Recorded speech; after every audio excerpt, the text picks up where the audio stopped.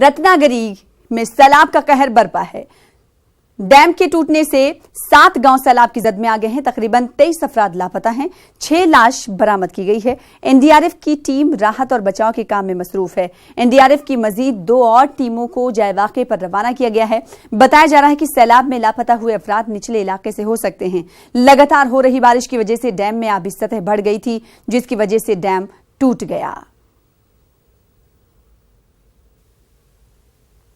तो रत्नागिरी में डैम टूटा है। डैम टूटने से कई अफराद लापता हैं और 6 अफराद हलाक हुए हैं। 7 गांव जेर आब आए हैं। रत्नागिरी डैम के टूटने से 22 अफराद बताया जा रहा है कि अभी तक लापता हैं।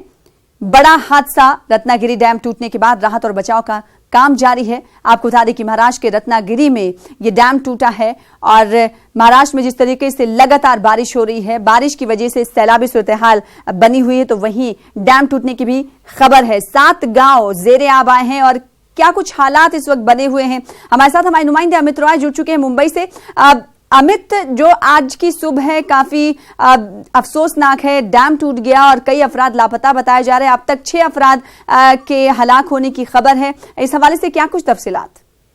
देखिए, अभी की अगर अपडेट की बात करें तो 6 लोगों की जो डेड बॉडी जो है वो निकाली गई है और 20 से ज्यादा लोग जो है अभी भी जो है अंदर हैं, ऐसी जानकारी सामने आ रही है। मौके पे जो है जिला प्रशासन की जो टीम है, राज्य जो पुलिस है, उसके अलावा डिजास्टर की टीम और एनडीआरएफ की टीम, ये सारे लोग जो है राहत बचाव कार्य में जो है जुड़ चुके हैं। और यहाँ पे जो अभी एक जो दिक्कत जो है एनडीआरएफ को जो है आ रही है, एनडीआरएफ को जो है नो सिग्नल जोन मिल रहा है जो इंसिडेंट साइट है वहां पर, तो वो लोग जो है अब एक स्टेब्लिश कर रहे हैं सैटेलाइट कम्युनिकेशन, ताकि जो है आगे जो है उन्हें सिग्नल जो है मिल सके। तो इस तरह की दिक्कत जो है एनडीआरएफ की टीम को भी आ रही है, लेकिन राहत बचाव कार्य जो है वो अभी शुरू है। वहां पे 6 लोगों की डेड बॉडी जो है वो रिकवर जो है कर ली गई है, लेकिन बाकी लोगों की तलाश जो है वो अभी भी जारी है। क्योंकि ये वाकया जो हुआ रात 9:30 बजे हुआ, क्योंकि चिपळूण में लगातार 2 दिन से बारिश जो है हो रही है।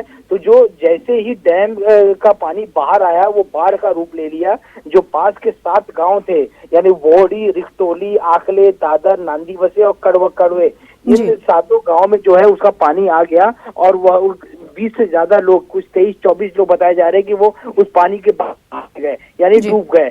तो जिसमें 6 लोग की डेड बॉडी जो है वो निकाली गई है, बाकियों की तलाश जारी है। जी अमित राज, जिस तरीके से आपने कहा कि 7 गांव जेरे आब आए हैं जहां पर सैलाब जैसी स्थिति पूरी तरीके से पैदा हो गई है, ऐसे में अभी तक कई अफराद लापता हैं जिनकी तलाश एनडीआरएफ कर रही है। लेकिन जो गांव वाले थे, क्या उनको वहां से सेफ मकामात पर मुंतकिल कर दिया गया? अगर सेफ मकामात पर पहुंचाया गया है तो कहाँ उन्हें ले जाया गया है? कौन से कैंप, क्या कुछ कैंप के हवाले से अपडेट?